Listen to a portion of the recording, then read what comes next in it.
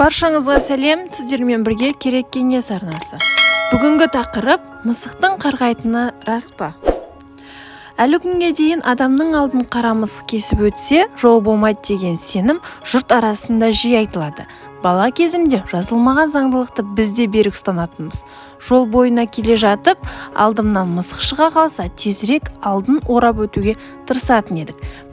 Бір қызығы, бұл үй жануары да жол бермей, көздеген траекториясымен зулап өтіп, жағымсыз ырымды ойға оралтатын. Бізге мысыққа тас лақтырып, жолдың сәтсіз тұсынан басқа біреудің өткенін күтуден басқа шара қалмайтын еді.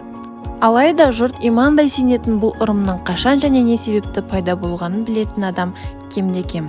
Қара мысық туралы сөз қозғалса, алдымен мысырлықтар ойға оратылатыны белгілі.